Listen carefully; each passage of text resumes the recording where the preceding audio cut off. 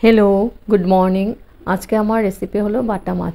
बाटा माछ आमी मिष्टि आलू मिष्टि कुमड़ा और बेगुन दिए बानाबो। हेवी टेस्टी बाटा माछेर कारि बानाबो। तार जोन्नो बाटा माछगुलोके आमी एकटू हल्दी पाउडार और नुन दिए मेखे आमी आधा घंटार जोन्नो रेस्टे रेखेछिलाम। एखन आमी सर्षेर तेल गरम करे निয়েছি। माछगुलोके खूब भालो करे भेजे निब एपिट ओपिट करे, माने कड़ा करे भाजबो ना, हालका करे भाजबो।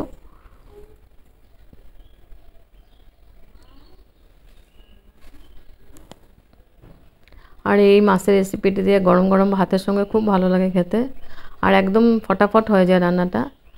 তো মাছগুলো আমার ভাজা হয়ে গেছে, মাছগুলো আমি উঠিয়ে নিয়েছি। এখন আমি একদম সিম্পল হবে, মশলা একদম কম দিয়ে এখানে নিয়েছি ধনেপাতা, এখানে টমেটো আর কাঁচা লঙ্কা নিয়েছি, কাশ্মীরি রেড চিলি পাউডার, নুন, হলদি পাউডার আর নিয়েছি কালো জিরে ফোড়নের জন্য। এখানে আমি মিষ্টি কুমড়া আর বেগুন দিয়ে বানাবো। কেটে নিয়েছে ছোট ছোট পিস করে। বেগুনের থেকে মিষ্টি কুমড়াটা একটু পাতলা করেছে, কারণ না তো বেগুনটা সেদ্ধ হয়ে যাবে, মিষ্টি কুমড়াটা সেদ্ধ হবে না। এখন আমি একটা মিক্স করে নিব। এখানে দিয়েছি টমেটো আর কাঁচা লঙ্কা, পুরো আমি কাঁচাই মেখে নিব ওটা। আর দিব হলদি পাউডার,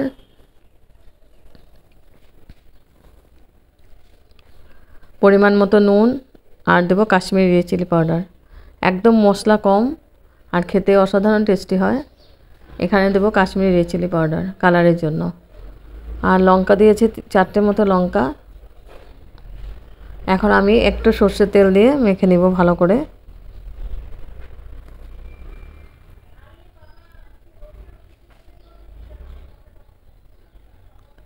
দুই চামচের মতো আমি তেল দিয়েছি, তেল দিয়ে আমি মেখে নিচ্ছি। আর রান্নার টাইমেও আমি 2 চামচের মতোই দিব, বেশি তেল দেব না।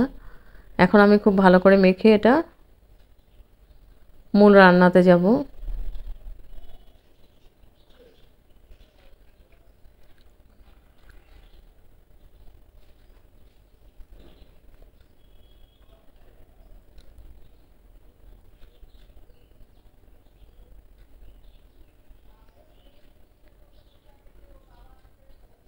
হয়ে গেছে মাখানো। এখন আমি পেন বসিয়ে দেব।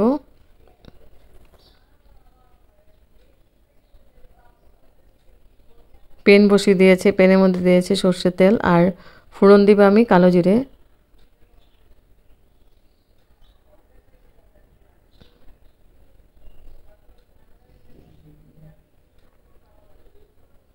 তো তেলটা গরম হয়ে গেছে, এখন আমি ফোড়ন দেব কালো জিরে।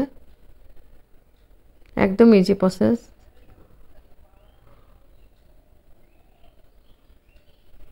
কালো জিরেটা দিয়ে আমি একটু নাড়াচাড়া করে দিচ্ছি।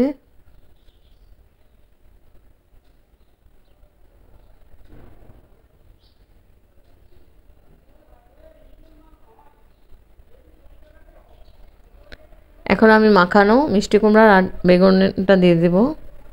আর কোনো মশলা লাগবে না, মশলাটা পুরাটাই আমি মেখে নিয়েছিলাম।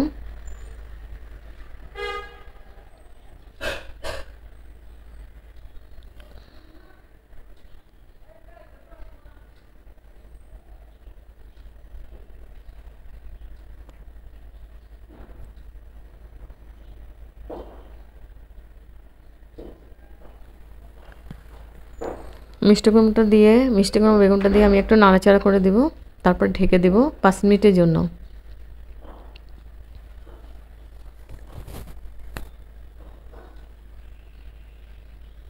খুব ভালো করে আমি নাড়াচাড়া করে দিচ্ছি।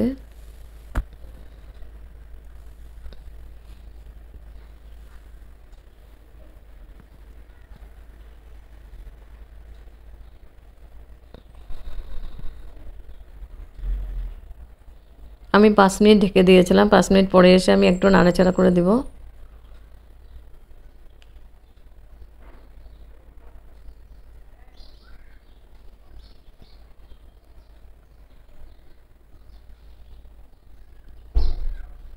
বেগুন তো সিদ্ধ হয়ে গেছে, মিষ্টি কুমড়াটাও সিদ্ধ হয়ে গেছে। এখন আমি গ্রেভির জন্য জল দিয়ে দেব।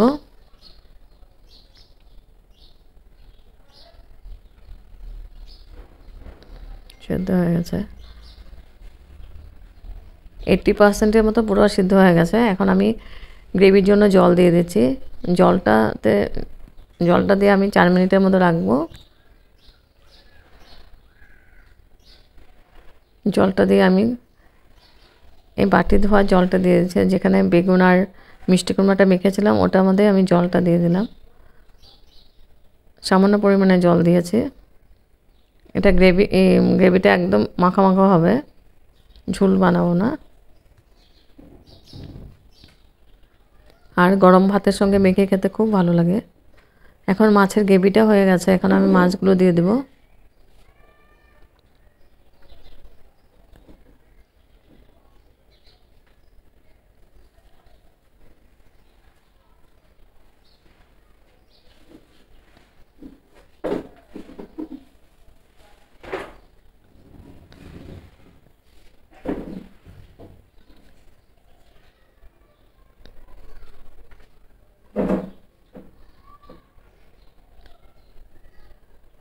মাছগুলো দেওয়া হয়ে গেছে, এখন আমি ঢেকে দেবো 4 মিনিটের জন্য।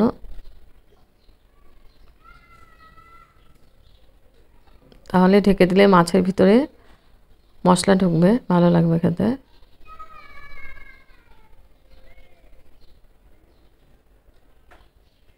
ঢেকে দিয়েছে 4 মিনিটের জন্য। এবার 4 মিনিট পরে এসে আমি দিয়ে দেবো ধনেপাতা লাস্টে।